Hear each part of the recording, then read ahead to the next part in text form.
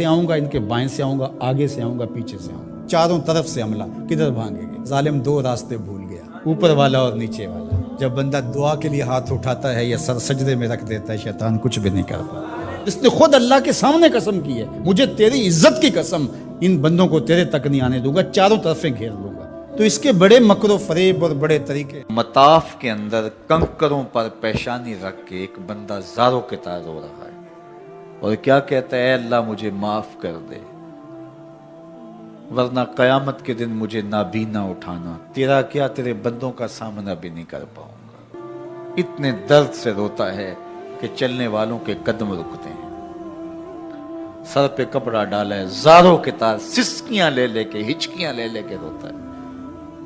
کوئی اس کے پاس کھڑا ہو گیا، اس کی کمر پہ ہاتھ پھیر کے کہتا ہے، حوصلہ رکھ، اللہ بڑا کریم ہے، اللہ معاف کر دے گا۔ خیر جب وہ شخص رو رو کے آہوزاری کر کے اپنے رب کے حضور یہ تمنائیں کر کے اٹھ کے جانے لگا تو اس شخص کو شوق تھا کہ میں دیکھوں یہ ہے کون، اتنا خوف خدا، اتنا ڈر رہا ہے، پتہ نہیں کون ہے، کیا گناہ کر بیٹھا ہے۔ لیکن جب اس صاحب نے سر اٹھایا تو اس کی چیخ نکل گئی، فائزہ ہوا شیخ عبد القادر جیلانی۔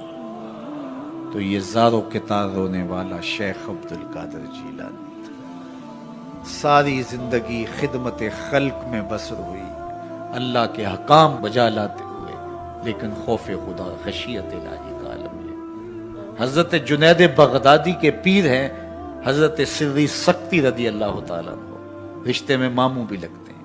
تو حضرت جنید بغدادی کو حضرت سری سکتی رضی اللہ تعالیٰ عنہ نے ایک دن وصیت کی۔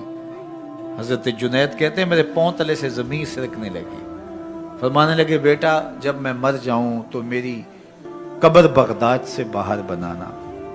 میں نے پوچھا حضرت کیوں؟ لوگ تو بغداد میں دفن ہونے کو ترستے ہیں۔ کہا میری بدعمالیوں کی وجہ سے بغداد کی مٹی میری لاش قبول کرنے سے انکار نہ کر دے۔ الذین یبیتون لربہم سجدا وقیاما، یہ وہ لوگ ہیں جو اپنی راتیں سجدے میں اور قیام میں بسر کرتے ہیں۔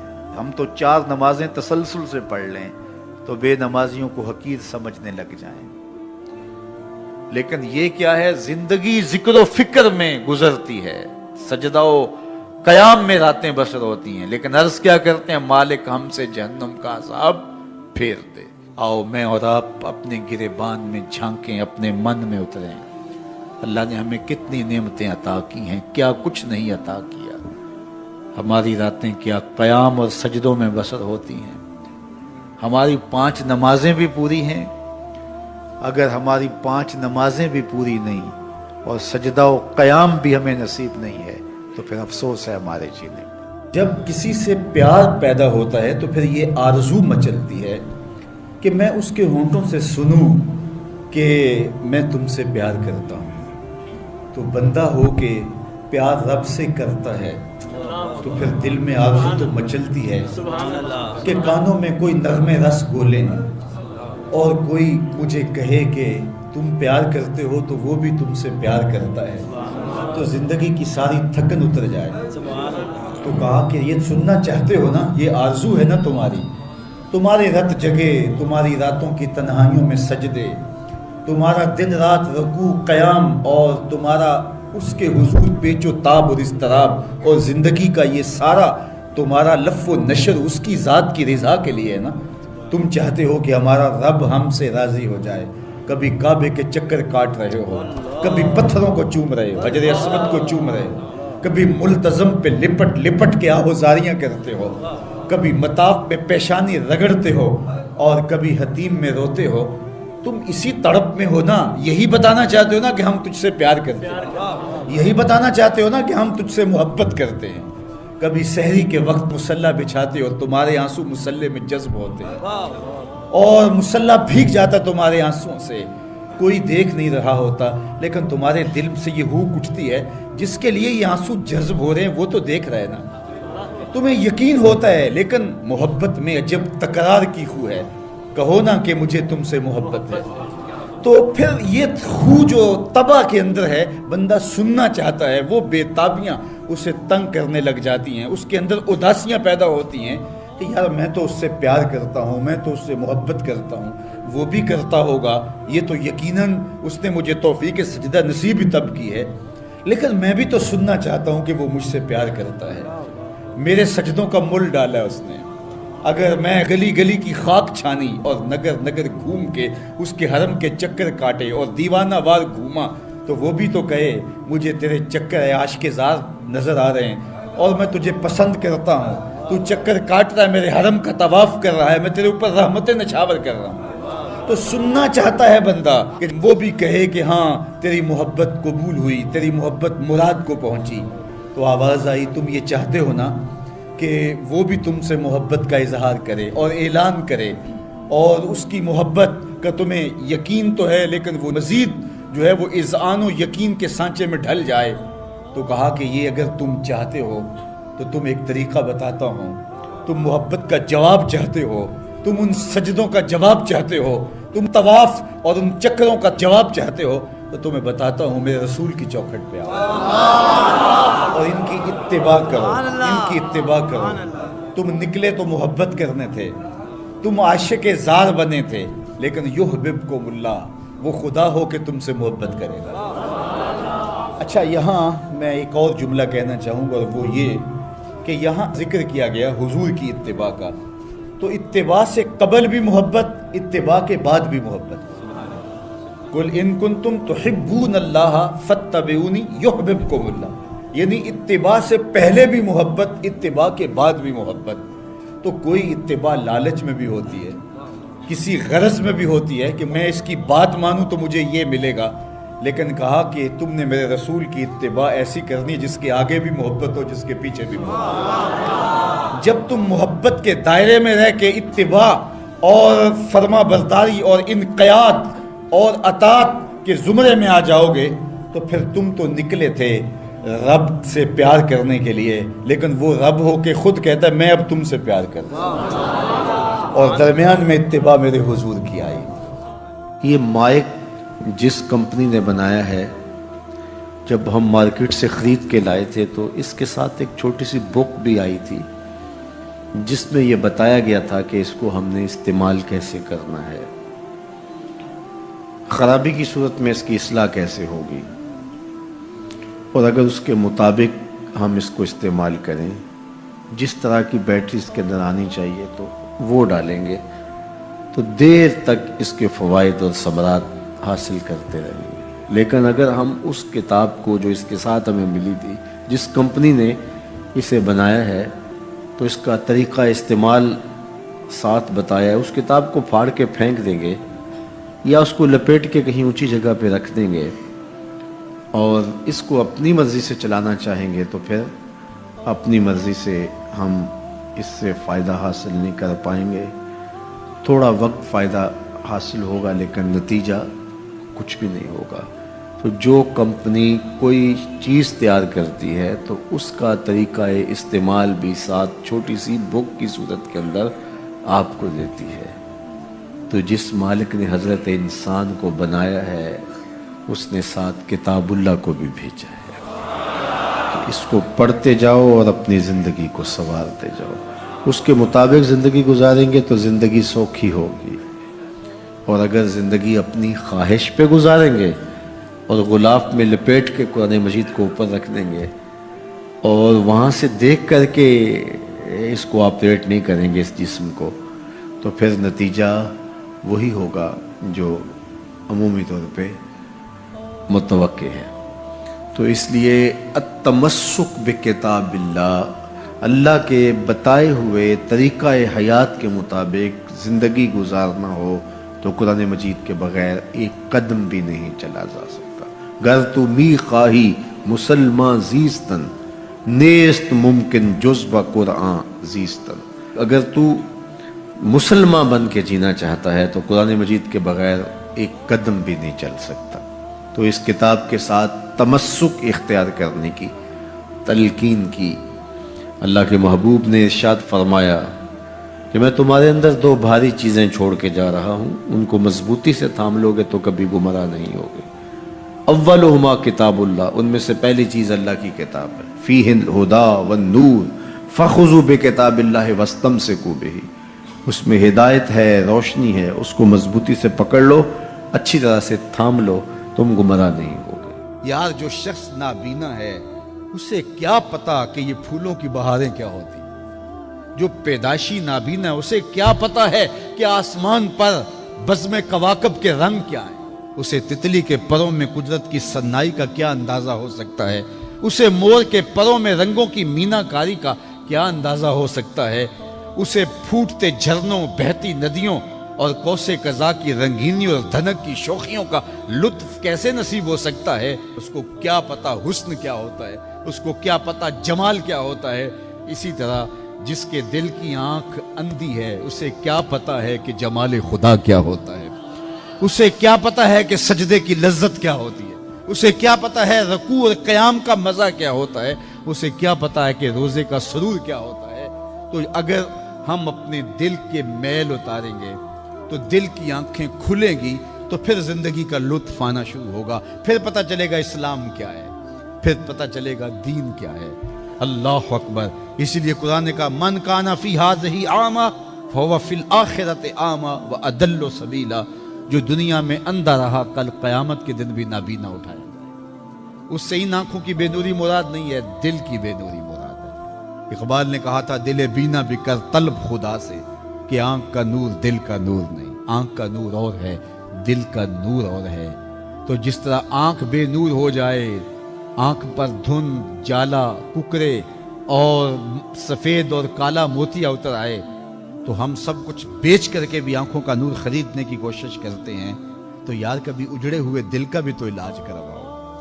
علاج تمہارے گھر میں پڑا ہے، راتوں کی تنہائیوں میں اٹھ کے قرآن پڑھو اور ساتھ رویا کرو، دیکھنا دل کے میل اترنے شروع ہو جائیں گے، اور دل کے پردے سے وہ غلاستیں جب اتریں گی تو پھر پتہ چلے گا کہ دل جمال یار کیسے دیکھتا ہے، دل کی دنیا کیا ہے۔ وچے ہی بھیڑے وچے ہی جھیڑے وچے ہی ونج مہانے ہو، 14 طبق دلے دے اندر تمبو وانگوں تانے ہو، پھر پتہ چلے گا یہ دل دنیا کیا ہے۔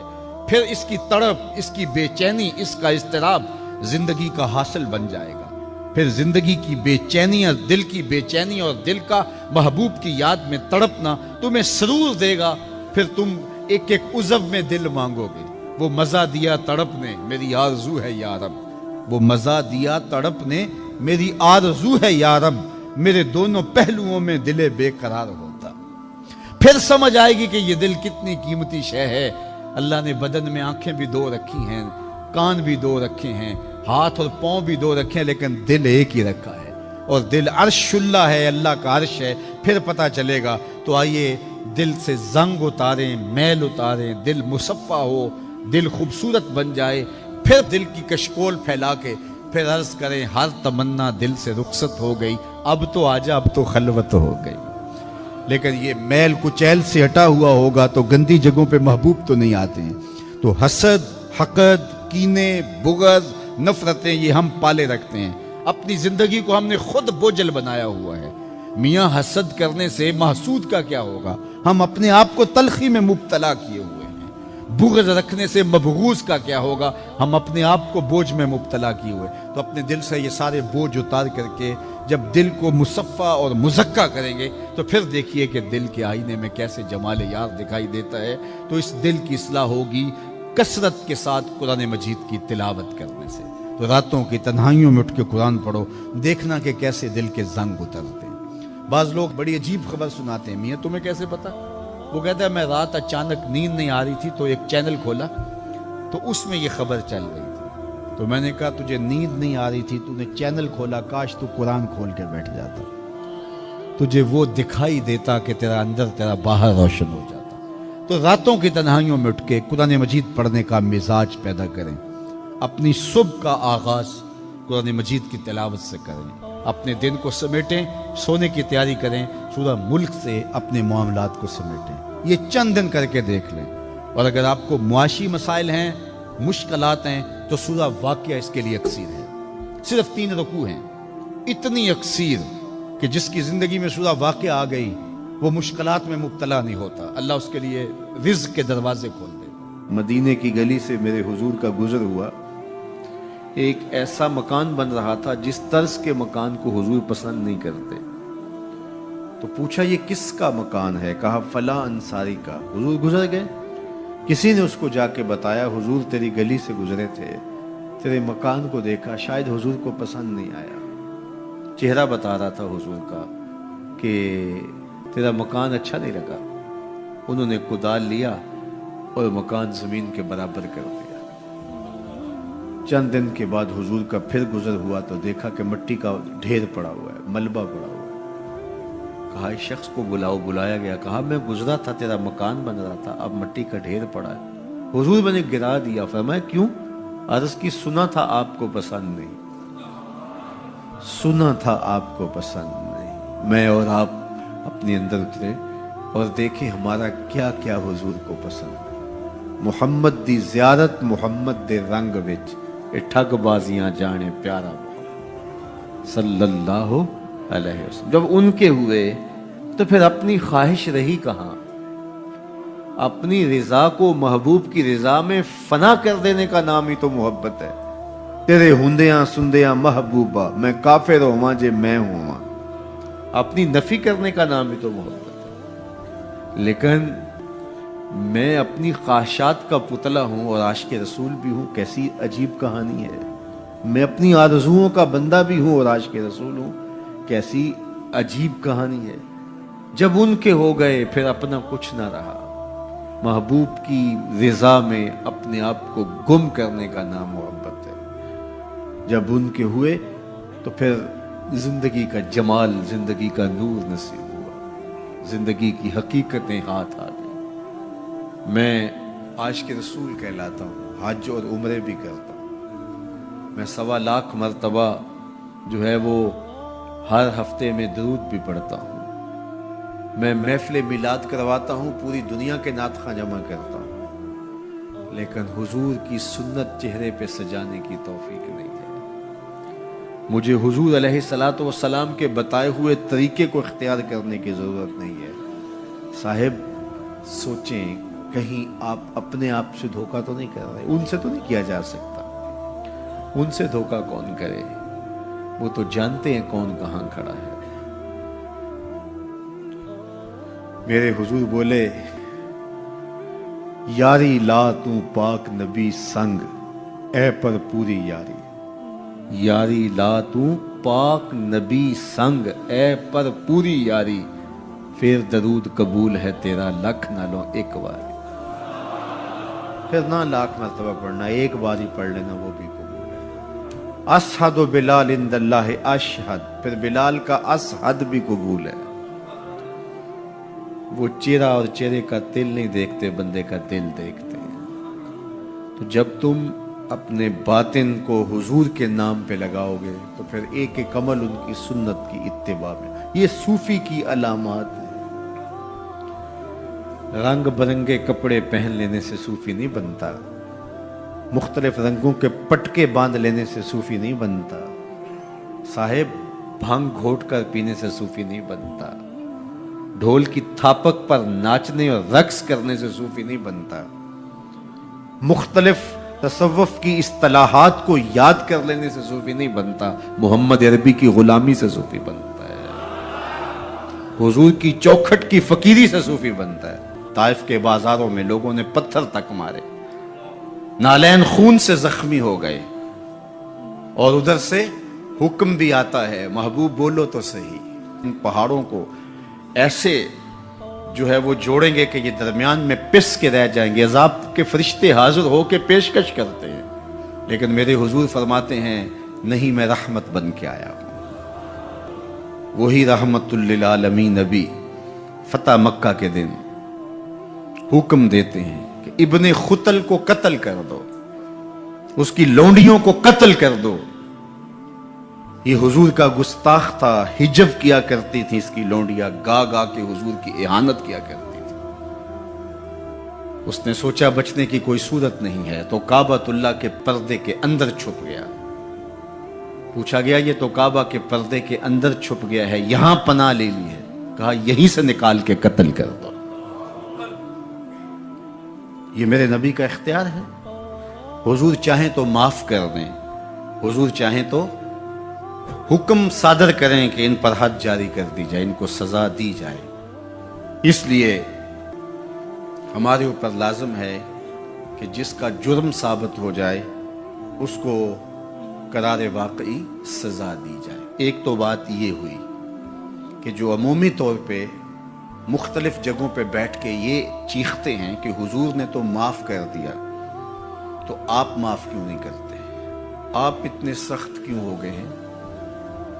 آپ حضور کے ماننے والے نہیں ہیں؟ تو میں نے کہا صاحب یہ سنت اختیار کیجئے, اپنے دشمنوں کو معاف کر دیجئے, باقی کسی کے دشمنوں کو معاف کرنے کا آپ حق تو نہیں رکھتے. میں اس معاشرے کا ایک معزز شہری ہوں, توہین عدالت کر دی کسی نے تو مجھے اختیار دو نا کہ میں معاف کر دوں. کیا تم مجھے اس بات کا اختیار دیتے ہو کہ آپ کی عدالت کی توہین ہوئی اور میں اس کو معاف کر دوں؟ آپ کہیں گے آپ تو ہمارے شعبہ کے شخص نہیں ہیں. اچھا پاکستان کے سارے وکیل جمع ہو جائیں اور وہ کہیں کہ چلو اس کو ہم معاف کر دیتے ہیں, تو کیا تم تمام وکلاء کو اس بات کا حق دیتے ہو کہ وہ عدالت عظمیٰ کی توہین معاف کر دیں؟ یار جب توہین عدالت کی معافی آپ نے میرے اختیار میں نہیں دی تو رسول اللہ کی اہانت کی معافی کسی نے تمہارے اختیار میں بھی نہیں دی. یہ بات اچھی طرح سن لو, یہ بات اچھی طرح سمجھ لو کہ یہ تمہارا اختیار نہیں ہے, یہ صرف رسول اللہ کا اختیار ہے. حضور کے اختیار میں تم کون ہوتے ہو تصرف کرنے والے؟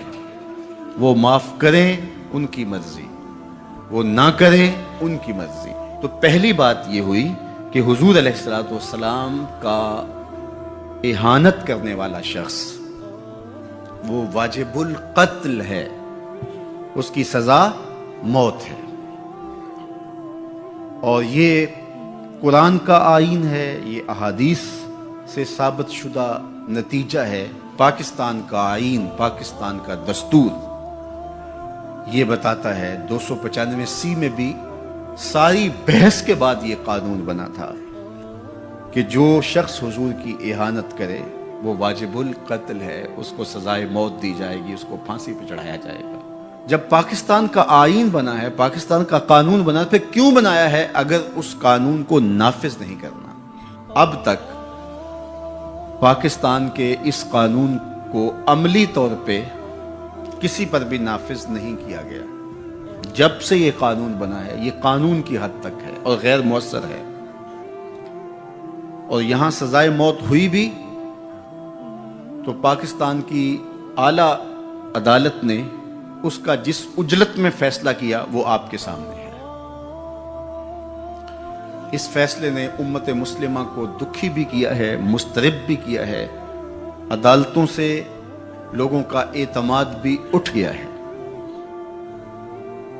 اور دوسری بات, ان حالات کے اندر پاکستان کے وزیر اعظم نے جس طرح جلتی پر تیل ڈالا ہے اور جس طرح کی گفتگو کی ہے, کیا ایک وزیر اعظم کو یہ زیبا ہے؟ رعایا اولاد کی طرح ہوتی ہے. اس تقریر نے جلتی پر تیل کا کام کیا. تیسری بات میں آپ سے یہ کہنا چاہوں گا کہ اس وقت ہم پراکسی وار میں ہیں. ہمارا دشمن ہمارے وجود کو برداشت نہیں کرتا. ہم ایٹمی قوت ہیں اور وہ ہمیں صفحہ ہستی سے مٹانا چاہتا ہے. پاکستان کے اندر یہ جو آئین 295C ہے, مغرب کو ایک آنکھ نہیں بھاتا اور وہ چاہتے ہیں کہ یہ قانون غیر مؤثر تو ہے ہی ہے, یہ قانون ختم بھی ہو جائے. اور ایک تیر سے وہ کئی شکار کرنا چاہتے ہیں کہ قانون بھی توڑ دیا جائے اور یہ وطن بھی توڑ دیا جائے. لیکن ہمیں سوچنا ہے حضور سے ہمارا رشتہ لازوال ہے اور یہ ملک بھی اپنا ہے. اس لیے احتجاج ہمارا جمہوری اور آئینی حق ہے، اور اس کو ہم جس انداز میں بہتر سمجھتے ہیں احتجاج ریکارڈ کروانا چاہیے۔ کسی نے بیان دے دیا، کسی نے تحریر لکھ دی، کسی نے کالم لکھا، کسی نے میڈیا پہ آ کے اپنے جذبات کا اظہار کیا، کسی نے اداروں کو پیغام دیا، کسی نے احتجاجی مظاہرہ کر کے جلوس نکال کر کے اعلان کیا، کسی نے دکان بند کر کے اس بات کا اعلان کیا کہ ہم تمہارے اس فیصلے کو قبول نہیں کرتے۔ تو یہ ہمارا آئینی جمہوری دستوری حق ہے کہ ہم اپنے جذبات کا اظہار کریں، لیکن ہمیں اس موقع پہ گہری نظر رکھنا پڑے گی کہ دشمن اس سے فائدہ حاصل نہ کرے۔ اپنے لوگوں کو مرتب اور منظم رکھا جائے۔ جذبات کے اس ماحول کے اندر بھی ہم اپنی گفتگو کو پورے غور و فکر کے ساتھ تول کے بولنے کا مزاج بنائیں، تاکہ ملک کے اندر کوئی ایسی صورتحال پیدا نہ ہو۔ اللہ میرے وطن کی حفاظت کرے اور ہم سب کو حضور علیہ الصلوۃ والسلام کے ساتھ لازوال محبتوں کا جو رشتہ ہے اس کو نبھانے کی توفیق دے، حضور کے سامنے حشر کے دن ہم شرمندہ نہ ہوں۔ سے آؤں گا، ان کے بائیں سے آؤں گا، آگے سے آؤں گا، پیچھے سے آؤں گا، چاروں طرف سے حملہ، کدھر بھاگیں گے؟